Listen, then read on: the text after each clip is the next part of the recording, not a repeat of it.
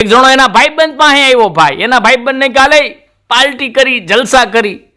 ઓલો કે ભાઈ 12 હાંધીને 13 તૂટે એવી પરિસ્થિતિ છે, આમાં તારે જલસા કરવા છે? ઓલો કે અહીંયા એમ જ હતું, એકવાર લગ્ન કર્યા જીવન ગોટે ચડી ગયું હતું, બીજા ઠપકાર્યા મજા આવી ગઈ.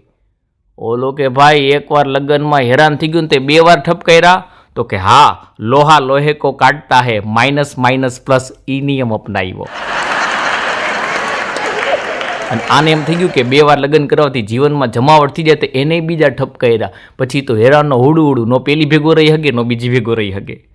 તો એક દી કંટાળીને શમશાનમાં હુવા ગયો. શમશાનમાં હુવા ગયો તો 2 લગ્ન થઈ ગયેલો ભાઈબંધ ની આ હૂતો હતો. એને જોઈને કે એલા તે તો 2 વાર લગ્ન કર્યા, તારે જલસા હતા, તો શમશાનમાં કાં હૂતો? તો કે ભાઈ 2 વાર લગ્ન કરીને હું હેરાન થઈ ગયો તો, અહીંયા એકલા કંટાળો આવતો તો હથવારો ગોતતો હતો.